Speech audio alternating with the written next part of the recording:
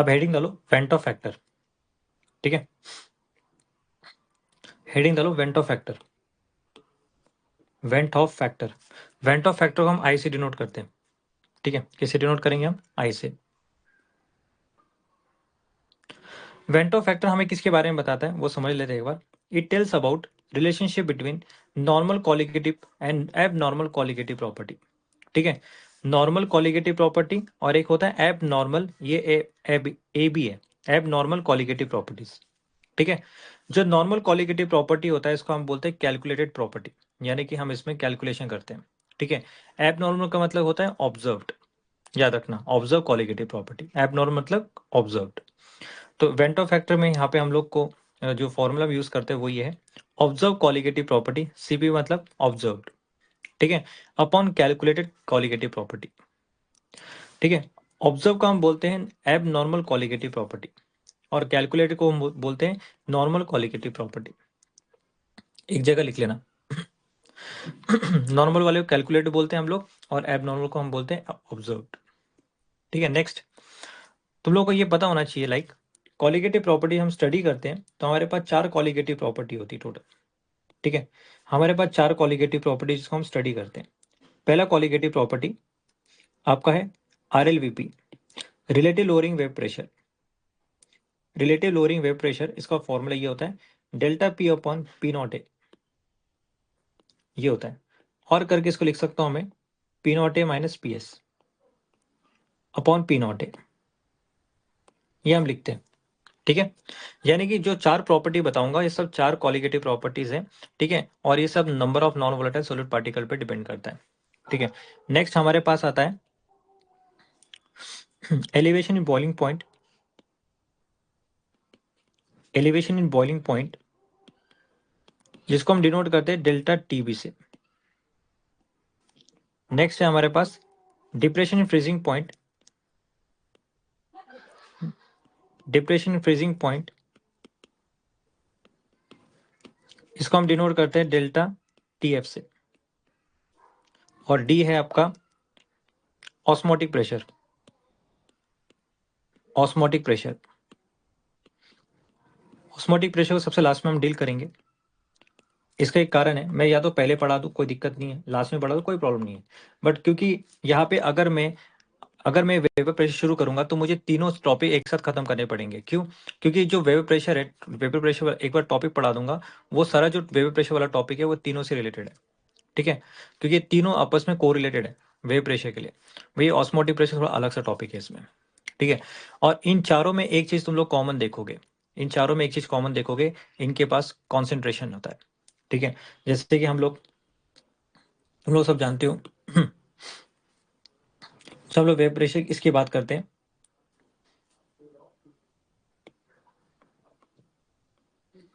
जब हम लोग RLVP की बात करते हैं, RLVP इक्वल्स टू होता है अपना मोल फ्रैक्शन, ये मोल फ्रैक्शन के बराबर होता है, मोल फ्रैक्शन ऑफ सॉल्यूट, ठीक है। मतलब RLVP पूरा इसको ऐसे लिखा है मैंने, RLVP equals to mole fraction, ठीक है। और मोल फ्रैक्शन का तुम लोगों को फॉर्मूला तो पता ही है। नेक्स्ट हमारे पास आता है next delta TB is equals to KB और यहाँ पे small m molality, delta TF equals to KF small m,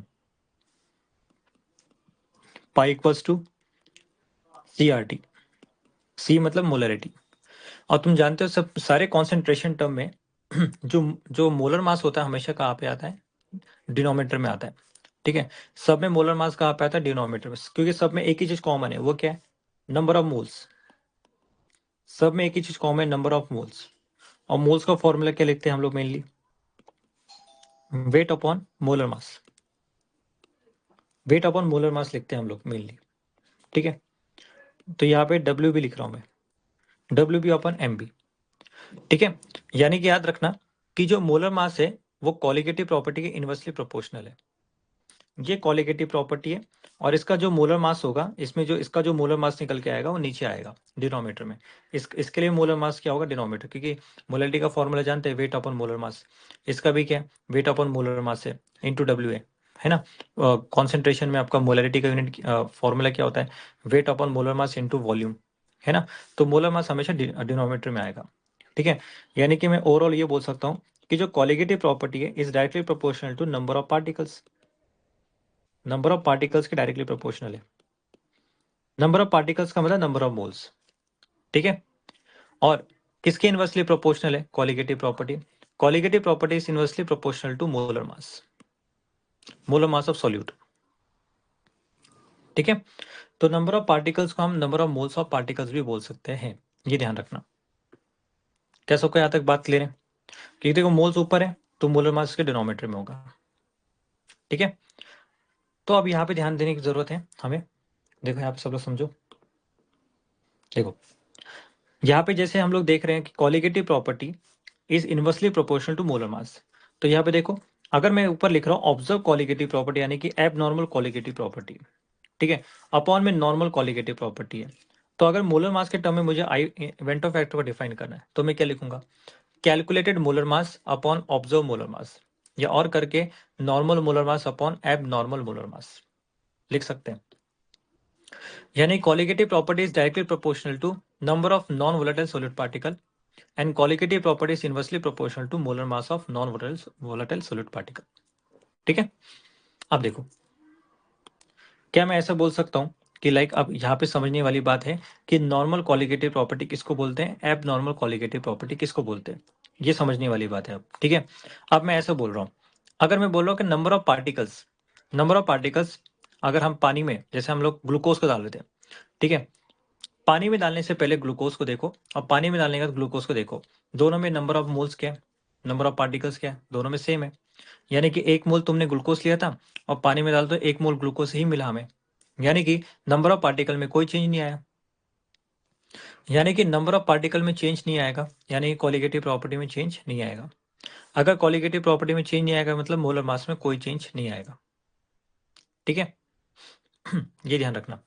यानी कि नॉर्मल कॉलिगेटिव प्रॉपर्टी का मतलब वो होता है जिसमें अगर हम नंबर ऑफ पार्टिकल्स की बात करें, अगर नंबर ऑफ पार्टिकल्स में कोई चेंज नहीं आता है आफ्टर डिसॉल्विंग वाटर, यानी कि पानी में डालने के बाद अगर पार्टिकल नंबर ऑफ पार्टिकल में कोई चेंज नहीं आ रहा है, इसका मतलब कॉलिगेटिव प्रॉपर्टी में चेंज नहीं आएगा। अगर कॉलिगेटिव प्रॉपर्टी में चेंज नहीं आएगा तो मोलर मास में भी चेंज नहीं आएगा। बट जैसे हमने देखा NaCl को पानी में डाला, हमने MgCl2 को पानी में डाला, तो हमने देखा कि वो पानी में जाके घुल रहे हैं, मतलब टूट रहे हैं, डिसोशिएट हो रहे हैं, यानी कि उनसे और ज़्यादा आयंस प्रोड्यूस हो रहे हैं। यानी कि यहाँ पे 2 आयंस, पहले तो 1 मोल था अपना, तो उससे क्या हुआ, 2 आयंस मिल गया हमें, यहाँ से कितने मिले, 3 आयंस। यानी कि जब पानी में डाला तो नंबर ऑफ पार्टिकल्स में चेंज आया, नंबर ऑफ पार्टिकल्स बढ़ गए। अभी मैं ऐसा बोलूंगा कि नंबर ऑफ पार्टिकल्स क्या होगा इसके, चेंज। अगर number of non volatile particle में चेंज आएगा तो कॉलिगेटिव प्रॉपर्टी में चेंज आएगा। अगर कॉलिगेटिव प्रॉपर्टी में चेंज आएगा तो यानी कि मोलर मास में भी क्या आएगा, चेंज आएगा। यानी कि जो ऑब्जर्व मोलर मास है वो कुछ और निकल के आएगा, ये ध्यान रखना, ठीक है। इसको बोलते हैं एब नॉर्मल मोलर मास। तुमने जैसे सोचा था उसके हिसाब से जब हमने एक्सपेरिमेंट किया तो हमने पाया कि इसमें मोलर मास में कुछ चेंज आ रहा है, ठीक है। और जब हमने देखा कि नंबर ऑफ पार्टिकल में चेंज नहीं आ रहा है तो यानी कॉलिगेटिव प्रॉपर्टी में चेंज नहीं आ रहा है, यानी कि मोलर मास में चेंज नहीं आ रहा है, मतलब ऑब्जर्व मोलर मास में कोई चेंज नहीं आ रहा है, गॉट इट। यानी कि वो नॉर्मल मोलर मास ही खिलाया जाएगा। बट अगर मोलर मास में कुछ चेंज आ गया, घटा या बढ़ा, मोलर मास कम हुआ ज्यादा हुआ, तो उसको बोलते हैं एब नॉर्मल मोलर मास। जिस तरह से उसका मोलर मास जो होना चाहिए था उसके हिसाब से उसका मोलर मास में चेंज आ चुका है, उसको हम बोलते हैं एब नॉर्मल मोलर मास। मतलब वो नॉर्मल मोलर मास की तरह बिहेव नहीं करेगा, ठीक है। अब इसको समझने के लिए हम लोग 2 चीज पढ़ रहे हैं। पहले तुम लोगों को मैं समझाऊंगा नॉर्मल कॉलिगेटिव प्रॉपर्टी, ठीक है, फिर जाके हम पढ़ेंगे एब normal colligative property. Normal colligative property को हम लिख सकते हैं normal molar mass of solute, ठीक है। दोनों का मतलब देखो, कॉलिगेटिव प्रॉपर्टी लिखो या मोलर मास लिखो, कोई प्रॉब्लम नहीं है, ठीक है। अब यहाँ पे याद रखना, जो नॉर्मल कॉलिगेटिव प्रॉपर्टी शो करते हैं, जो सब्सटेंस शो करते हैं, वो मेनली क्या होते हैं, नॉन इलेक्ट्रोलाइट। क्या होता है, नॉन इलेक्ट्रोलाइट। और नॉन इलेक्ट्रोलाइट के बारे में हम जान चुके हैं।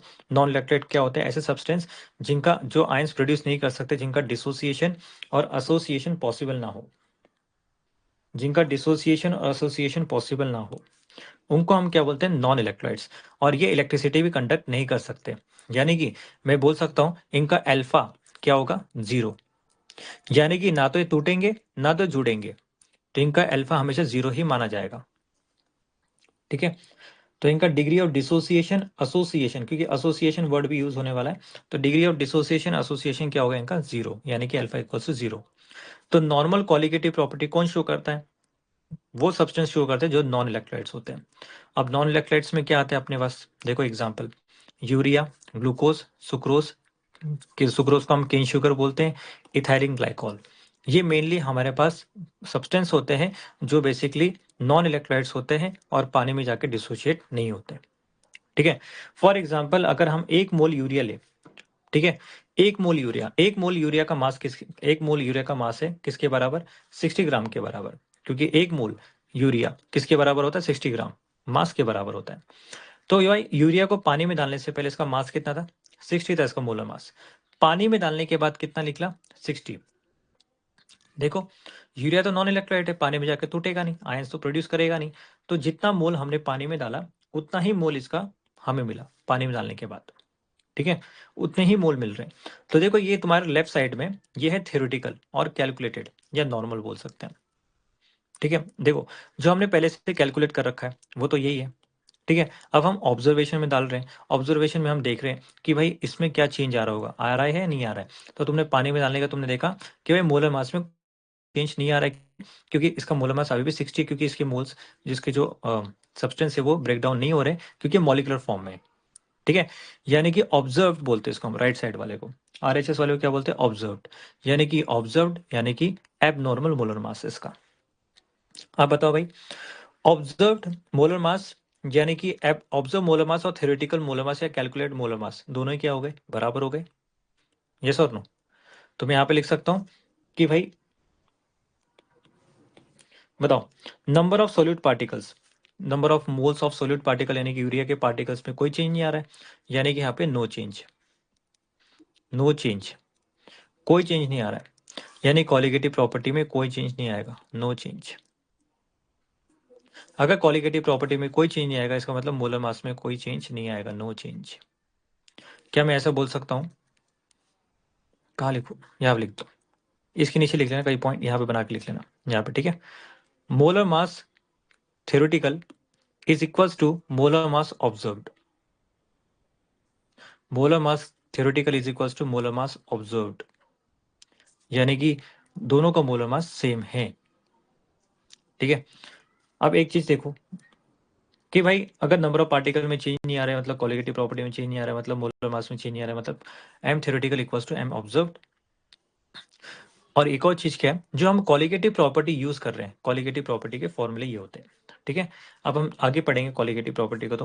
तो कॉलिगेटिव प्रॉपर्टी जैसे pi equals to i C R T, देखो इसमें हम आई ऐड कर रहे हैं, क्या कर रहे हैं हम? I add.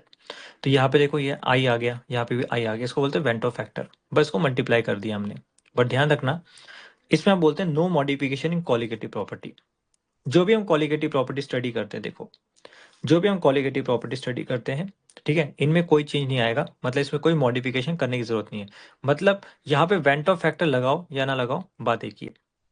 ठीक है, मैं फिर से रिपीट कर रहा हूँ, ये नॉर्मल कॉलिगेटिव प्रॉपर्टी है, नॉर्मल मोलर मास है, मोलर मास में कोई चेंज नहीं आ रहा है, कोई चेंज नहीं आ रहा है, इसका मतलब हम ये बोल सकते हैं कॉलिगेटिव प्रॉपर्टी में चेंज नहीं आ रहा है बिल्कुल भी, यानी कि यहाँ पे कॉलिगेटिव प्रॉपर्टी में कोई मॉडिफिकेशन की रिक्वायरमेंट नहीं है। ठीक है, यानी कि जो फॉर्मूला हम कॉलिगेटिव प्रॉपर्टी में यूज करते हैं, ठीक है, pi equals to C R T, delta T F equals to K F M, delta T B equals to K B M, या delta P upon P naught equals to X B. ठीक है, तो यहाँ पे हम आई को introduce करें या ना करें कोई फर्क नहीं पड़ता है, क्योंकि आई की वैल्यू क्या ली जाएगी? हमेशा 1। मैं इसको प्रूव करके दिखाऊंगा कि 1 कैसे है इसका वैल्यू। ठीक है, तो जब भी तुम लोगों को एग्जाम में ये इनमें से कोई एक नजर आ जाए या एग्जाम में लिख के आए साफ साफ नॉन इलेक्ट्रोलाइट, ठीक है, नॉन इलेक्ट्रोलाइट लिख के आए, तो समझ जाना इनका वेंट ऑफ फैक्टर की वैल्यू क्या होगी? हमेशा आई फैक्टर की वैल्यू हमेशा 1 होगी। क्या तुम लोगों को मेरी बात समझ में आ रही सबको?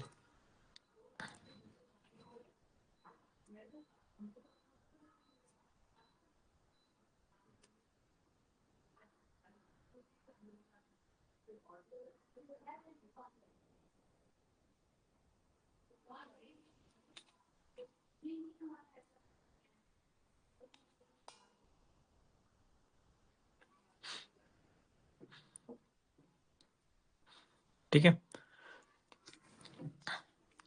धीरे धीरे तुम लोगों को सारी चीजें क्लियर होने वाली, कोई टेंशन लेने की जरूरत नहीं है, बस सुनते रहना मेरी बात को।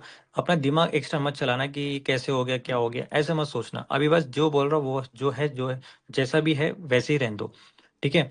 तो हमने देखा कि यूरिया जो हमने लिया, ठीक है, हमने 1 मोल लिया 2 मोल लिया, तो इसके मोलर मास में चेंज नहीं आ रहा, मतलब कोई भी सब्सटेंस को लेके ले लो तो मोलर मास में चेंज नहीं आएगा, ठीक है। अब हम बात करते हैं मेनली एबनॉर्मल क्वालिटेटिव प्रॉपर्टी, जिसको हम बोलते हैं abnormal molar mass of solute, ऐसे भी बोल सकते हैं। इसमें क्या बोलते हैं हम लोग कि जो एम थ्योरेटिकल है या कैलकुलेटेड है is not equals to M observed, ठीक है, एम ऑब्जर्व्ड। यानी कि इसमें हम लोग कौन सा सब्सटेंस यूज करते हैं, इलेक्ट्रोलाइट्स, इलेक्ट्रोलाइट्स लेते हैं हम लोग, ठीक है। और इलेक्ट्रोलाइट्स क्या शो करते हैं, एब नॉर्मल मोलर मास, ये एब नॉर्मल मोलर मास होता है, यानी कि ये एब नॉर्मल बिहेवियर शो करते हैं, ठीक है। अब यहाँ पे इलेक्ट्रोलाइट बेसिकली क्या होते हैं, ये आपका डिसोसिएशन भी शो कर सकते हैं, एसोसिएशन भी शो कर सकते हैं। डिसोसिएशन का मतलब टूटना होता है, ठीक है, टूटना होता है, ब्रेक डाउन होता है, ठीक है, बिखरना होता है। एसोसिएशन का मतलब जुड़ना होता है, एसोसिएट मतलब एग्रीगेट करना, जुड़ना, समझेंगे अभी थोड़ी देर में, ठीक है। अब यहाँ पे देखो एसिड क्या होता है भाई, HCl HNO3 H2SO4 acidic acid, base ये सब लोग जानते हो, सॉल्ट भी जानते हो, इसमें मुझे कुछ खास कहने की जरूरत नहीं है, ठीक है। यहाँ पे तुम लोग को अगर ये दिख नहीं रहा है तो उसको मैं लिख देता हूँ यहाँ पे, ये है पोटेशियम फेरोसाइनेट K4FeCN6, ये कोऑर्डिनेशन कंपाउंड में पढ़ाया जाता है, ये हम पढ़ेंगे आगे, ठीक है। अब देखो सब लोग नेक्स्ट,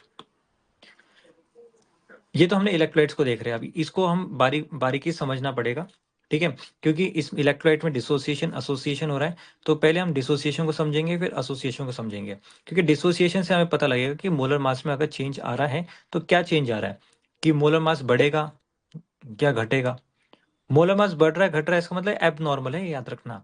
मतलब नॉर्मली जो मोलर मास होता है उससे हट के कुछ और आता है मोलर मास, ठीक है, उसमें कुछ चेंज आता है।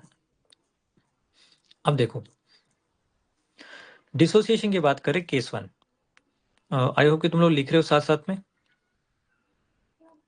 अगर मुझे रुकना है तो बताओ, मैं रुक जाऊंगा, मुझे कोई प्रॉब्लम नहीं है, 1 मिनट का टाइम ले लो। इतना लिख के डन करो, फिर अगर लिखना हो तो जल्दी से लिख लो।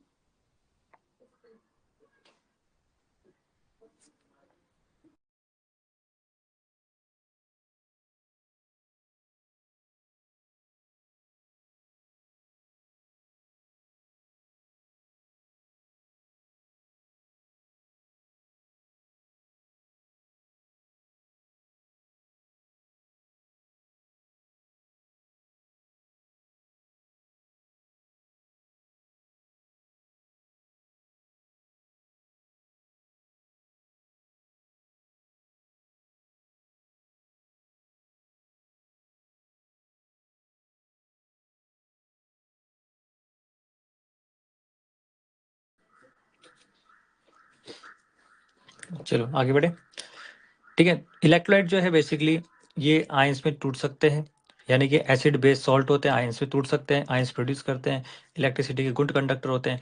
यानी कि इनके लिए जो अल्फा होता है, लिख लेना अल्फा भी, alpha is not equal to 0, यानी कि इनका अल्फा कुछ ना कुछ तो होगा, ठीक है, अल्फा कुछ ना कुछ तो होगा, 0 तो नहीं होगा, ठीक है। अगर स्ट्रॉन्ग इलेक्ट्रोलाइट है तो अल्फा की वैल्यू 1 हो जाएगी, है ना।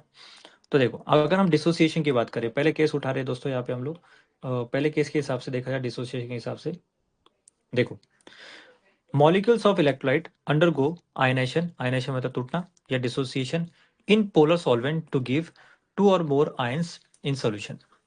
यानी कि अगर मैं ऐसे इलेक्ट्रोलाइट यूज कर रहा हूँ, ठीक है, जिनको पानी में डालोगे तो वो डिसोसिएट होंगे, यानी कि आयनाइज होंगे, ठीक है, अपने आयंस में टूटेंगे, पूरी तरह से टूटेंगे, ठीक है। लाइक हमारे पास NaCl है, NaCl का मैं 1 मोल ले रहा हूँ, ठीक है।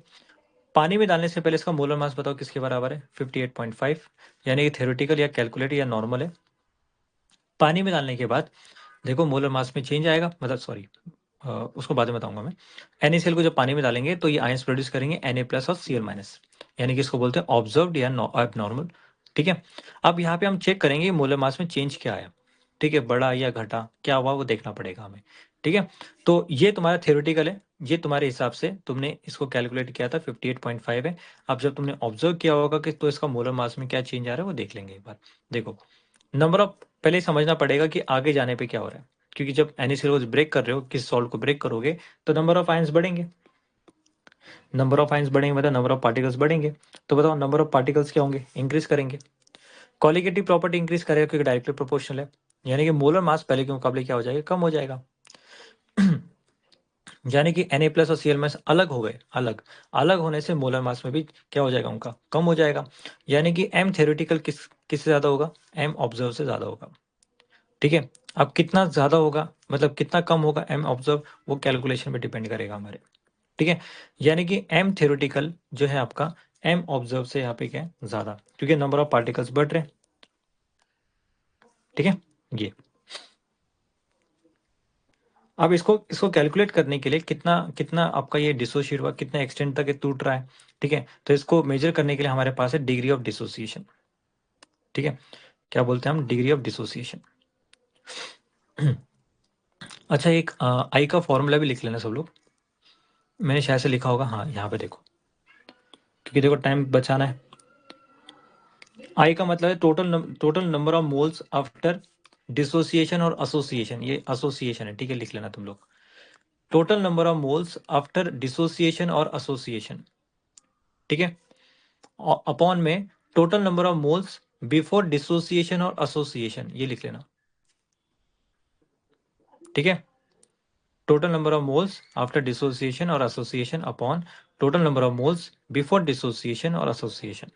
ठीक है, लाइक हमारे पास क्या है, मेरे पास AN है। ठीक है, AN है, इसको पानी में डाला। ठीक है, मेरे पास NaCl है, कुछ भी ले लो।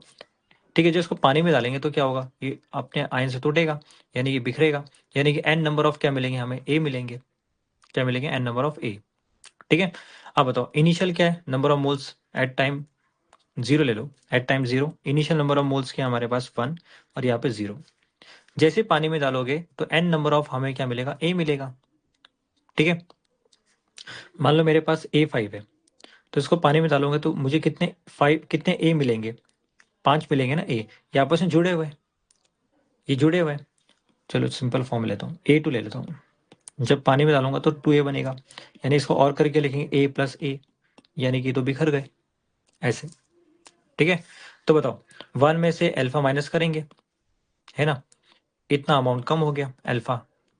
ठीक है, और इतना यहाँ पे जो n है, n से मल्टीप्लाई करेंगे n अल्फा। ठीक है, अब बताओ ये फाइनल मोल है, ये इनिशियल मोल है, ये अपॉन में इनिशियल मोल लिख लेना, और ऊपर वाले में फाइनल मोल है, आफ्टर वाले में। ठीक है, ये बाद वाला है, ये बिफोर वाला है। ठीक है, बाद वाले में देखो इनका सम करना है, कितने मोल्स हमें मिले।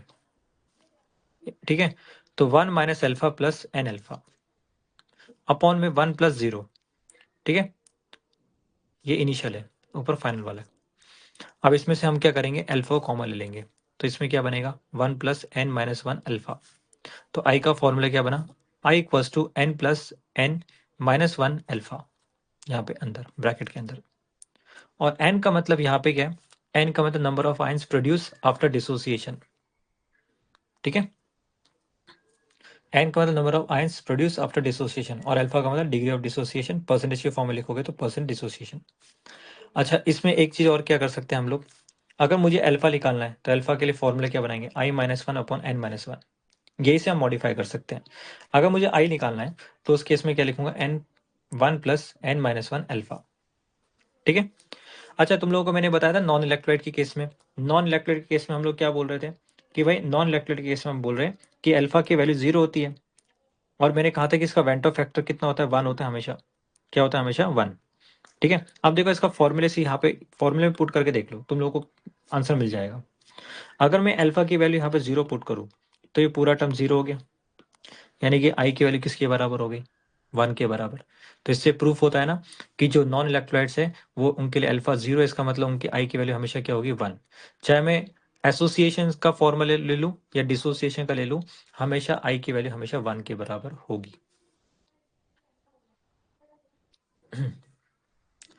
क्या सबको यहाँ तक क्लियर हो रहा है पॉइंट? सबको सही में आ गया?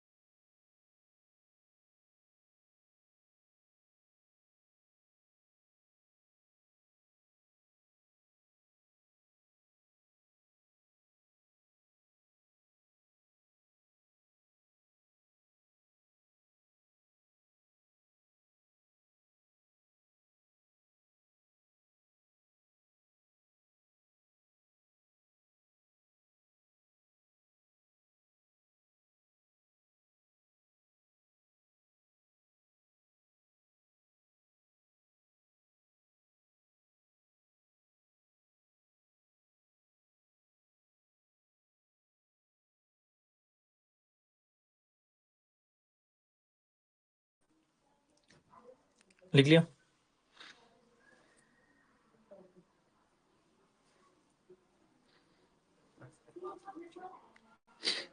चलो, ये तो हो गया डिसोसिएशन वाला केस। अब बात करते हैं चलो डिसोसिएशन वाला तो मुझे और भी पढ़ाना है, मतलब रुक जाओ, पहले डिसोसिएशन को खत्म कर दूं मैं। अब इसमें केस समझो। फॉर्मूला यहाँ पे लिख रहा हूँ एक तरफ फिर से।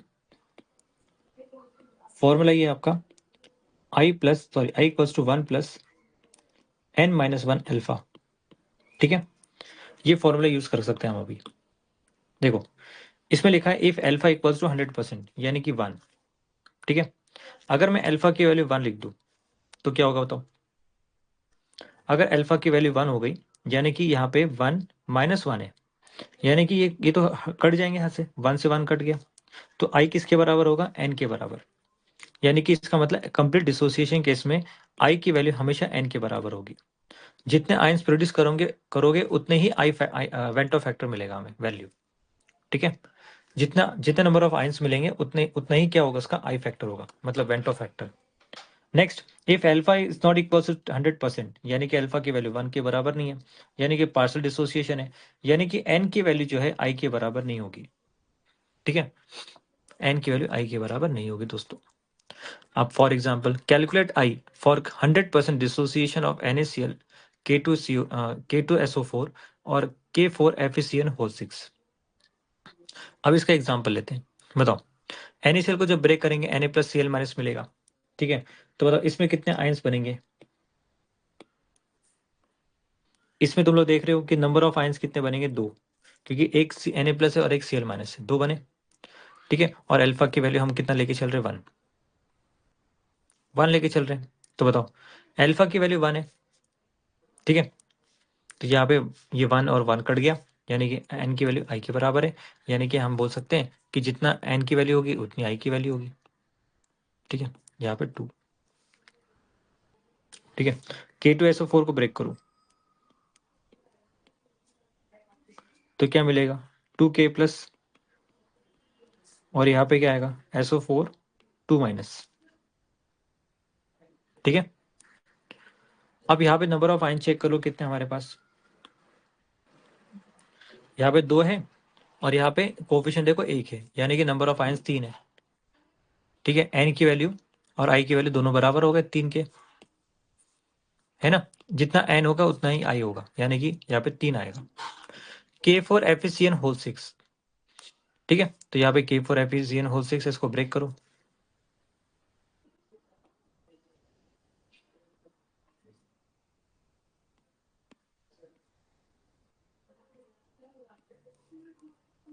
तो बताओ 4K प्लस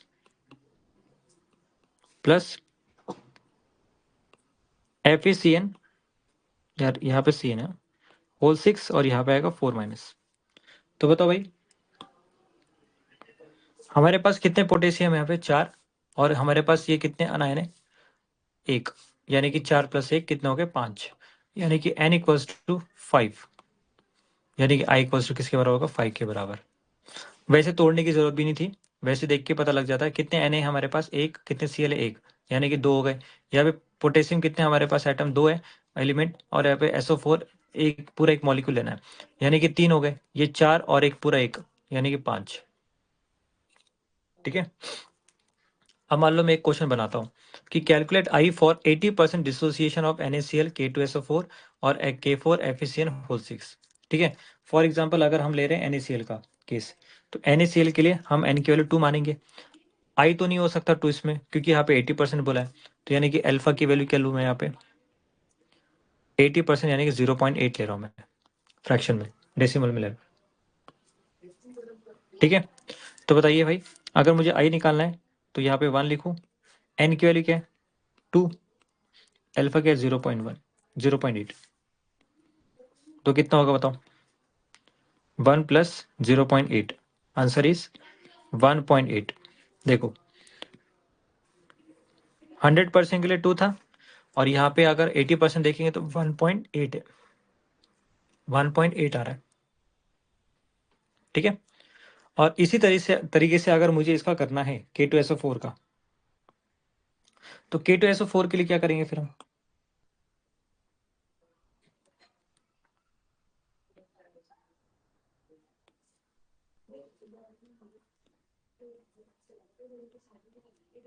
देखो इसको ब्रेक करो, 2K प्लस SO4 2 माइनस, यहाँ पे N की वैल्यू 2 है, I इक्वल्स टू 1, और N की वैल्यू कितनी है, अरे सॉरी, आई एम सॉरी, ये फ्लो में निकल गया 3, यहाँ पे 3 माइनस 1 कर दो 2, 2 इंटू 0.8 हो गया, है ना, कितना हो जाएगा ये देखो, 3 माइनस 1 कर दिया तो ये हो गया 1.8, 1.6, आंसर आएगा 2.6।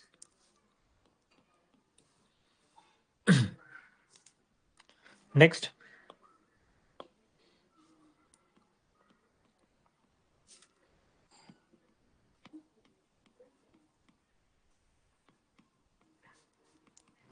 इसके लिए N की वैल्यू कितनी होगी बताओ 5, N की वैल्यू 5 है, तो यानी कि I इक्वल्स टू क्या होगा अपना 1 प्लस यहाँ पे 4 इंटू 0.8, ठीक है, 1 प्लस ये आएगा ना 4 8 कितना होता है 32 होता है ना, 4 8 32, यानी 3.2 आएगा, तो ये आएगा 4.2। देख लो, ये कैलकुलेशन तुम लोगों को करनी आनी चाहिए। ठीक है, इसको करके डन करो फास्ट सब लोग।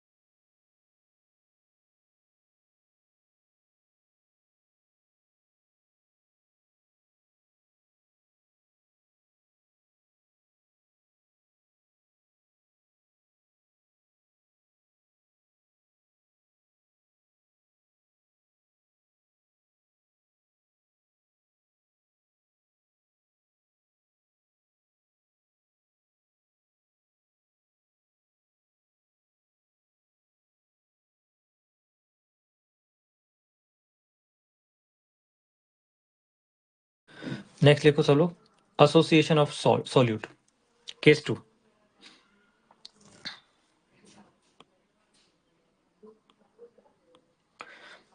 The formation of a bigger molecule by the association of 2, 3 और more solute molecules, यानी कि हमारे पास छोटे मॉलिक्यूल्स हैं, जब इनको आपस में जोड़ेंगे तो हमें बड़ा सा एक मॉलिक्यूल मिलेगा। ठीक है, यानी कि आपस में एसोसिएट होंगे, एग्रीगेट होंगे।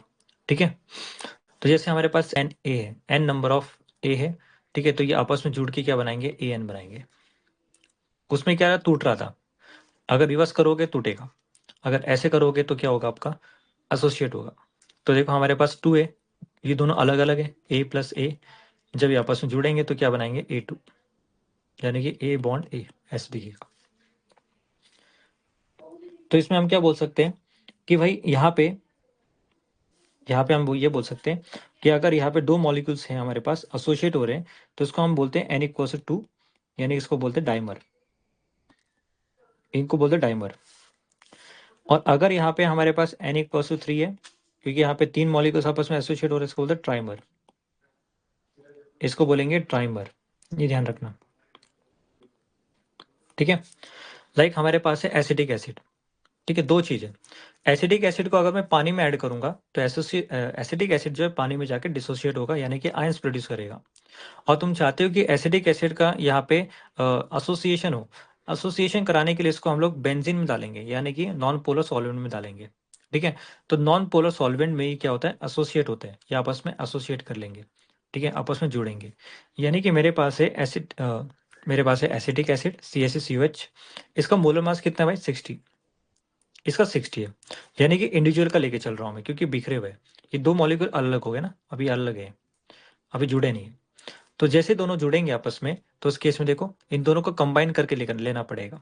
तो कितना हो गया देखो, 120 हो गया, जस्ट इसका डबल हो गया। यानी कि थ्योरेटिकल जो हमने कैलकुलेट किया, तो कैलकुलेशन के हिसाब से 60 बैठ रहा है। और जब हमने देखा कि जब आपस में जुड़े तो इसका मोलर मास कितना है, 120, यानी कि ऑब्जर्व इतना है 120। कैलकुलेट इतना किया, हम इतना एक्सपेक्ट कर रहे थे, आया कितना, 120, ठीक है।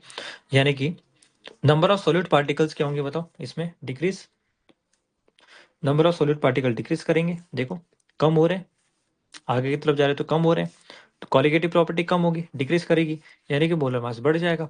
यानी कि m theoretical is less than m observed, ठीक है। और एक और चीज क्या है, वैसे हमने ये हाइड्रोजन बॉन्डिंग में टॉपिक में पढ़ रखा है कि एसिटिक एसिड जब एसोसिएट होता है तो कुछ इस तरह से हाइड्रोजन बॉन्ड बनाते हैं आपस में, है ना। जैसे ये एसिडिक एसिड है, ठीक है। यहाँ पे देखो CH3 है, डबल बॉन्ड हो, हम, हाँ, रुक जाओ एक मिनट फिर से।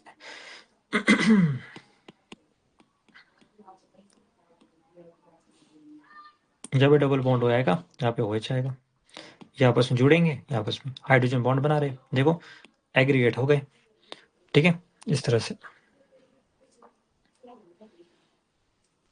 इसको लिख के डन करो फर्स्ट।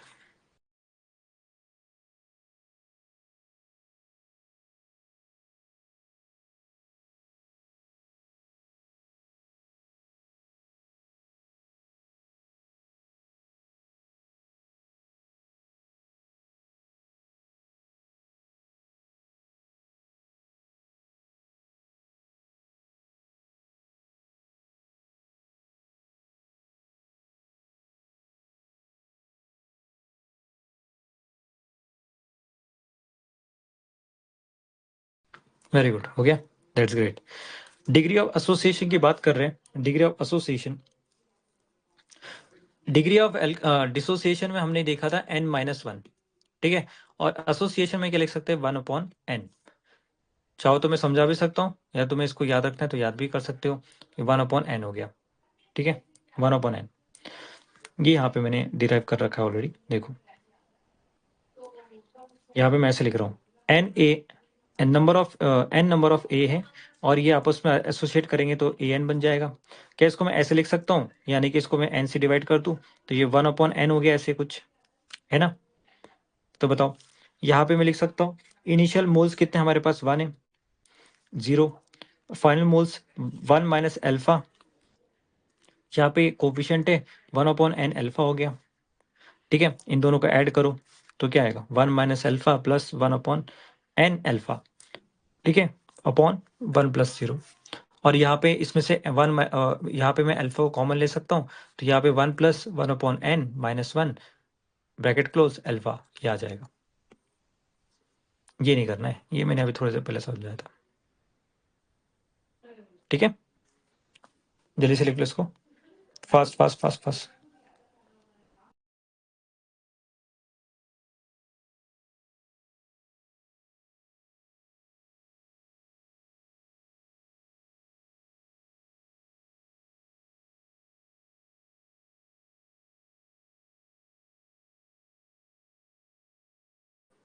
लिख लिया,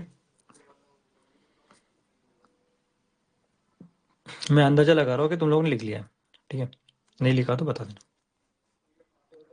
अब देखो यहाँ पे ओवरऑल क्या है, आई लिखना है तो ऐसे लिख सकते हो, अगर तुम्हें अल्फा लिखना है तो ऐसे लिख सकते हो, ठीक है। यहाँ पे इसको रीअरेंज किया है तो ऐसे आ गया।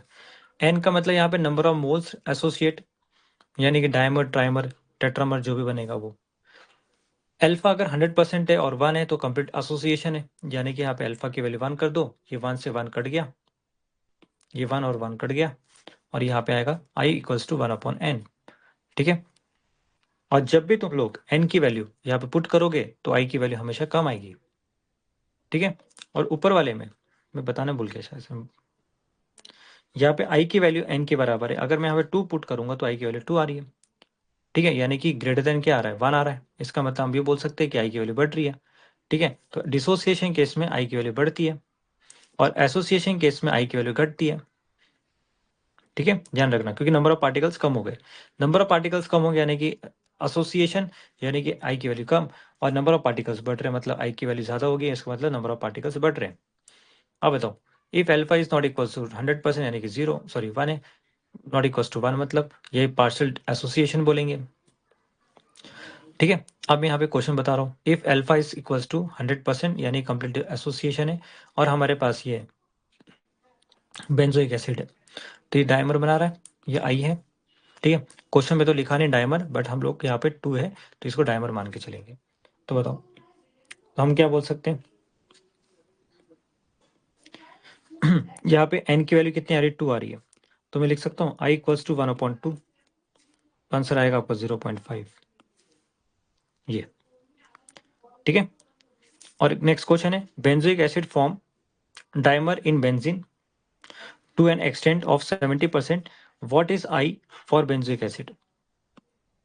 डायमर मतलब n की वैल्यू क्या लेंगे, चलो बताओ 2, और अल्फा की वैल्यू क्या लेंगे हम लोग यहाँ पे 0.7, यानी कि 70% है, यानी कि डेसिमल में रख रहे हैं, तो आई निकालना है, यहाँ पे 2 फॉर्मूला ये लगाएंगे 1/n वाला। ठीक है, तो ये 1/n हो गया, माइनस यहाँ पे 1, तो यहाँ पे क्या आएगा आपका 0.7, तो n की वैल्यू यहाँ पे पुट करो 2, बताइए कितना हो जाएगा अपना, ये 0.5 माइनस 1 0.7, 1 माइनस ये हो जाएगा 0.5 इंटू 0.7,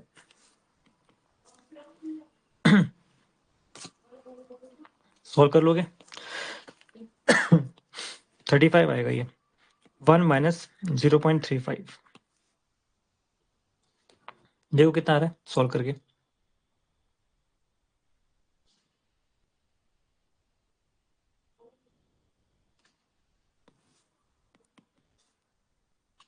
जीरो 0.65 आएगा क्या, देखना जरा, सही किया ना कैलकुलेशन, एक बार देखो सब लोग,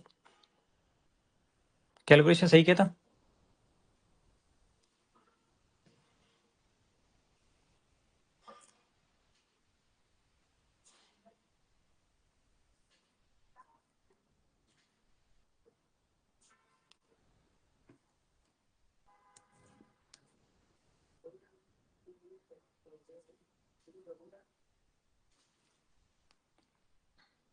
ठीक है, नेक्स्ट क्वेश्चन लिखना, हमें निकालना है अल्फा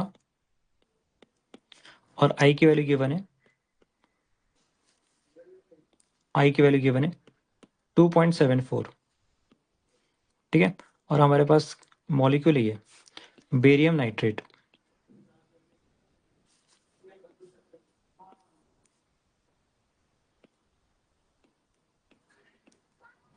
एक मिनट यार, बेरियम नाइट्रेट BaNO3 है होल ट्वाइस,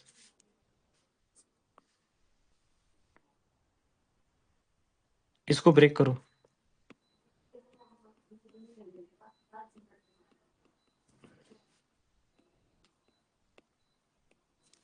यहाँ पे n की वैल्यू कितनी आएगी बताओ, 3।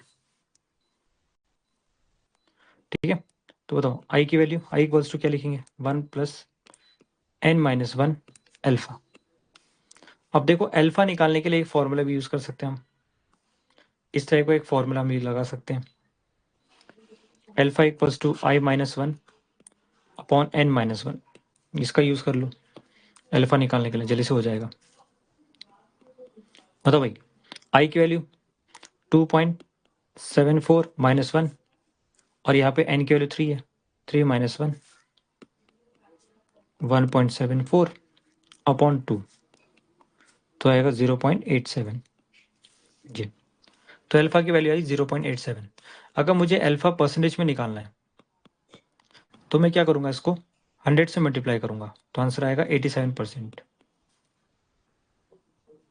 आपका आंसर आएगा 87%।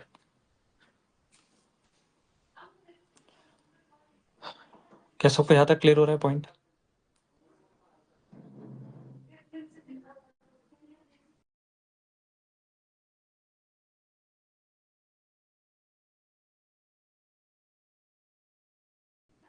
अभी तुम लोगों का बेस बन रहा है पूरा प्रॉपर, ठीक है। जब तुम लोग क्वेश्चन कराऊंगा ना तो तुम लोगों को सारी चीजें क्लियर होने वाली है।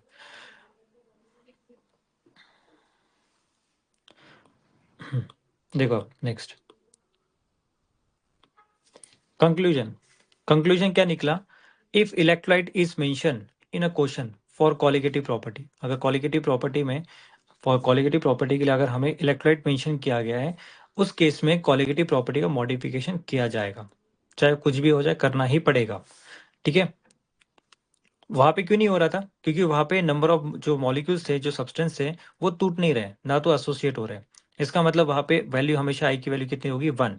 यानी कि आई की वैल्यू लिखो या ना लिखो कोई फर्क नहीं पड़ता, बट यहाँ पे आई को मेंशन करना ही पड़ेगा तुम लोगों को। बिना आई के आंसर इज गलत, ये ध्यान रखना, ठीक है। तो यानी कि यहाँ पे मॉडिफिकेशन की रिक्वायरमेंट होगी, ठीक है। तो यहाँ पे मॉडिफिकेशन 100% यूज करोगे क्योंकि आई की value is not equal to 1।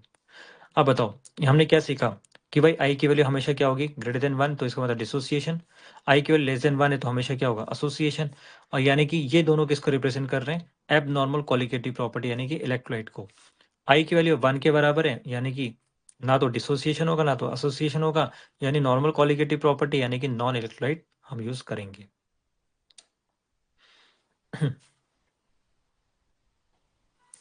ठीक है, नॉन इलेक्ट्रोलाइट यूज करेंगे हम यहाँ पे। इसको लिख के डन करो।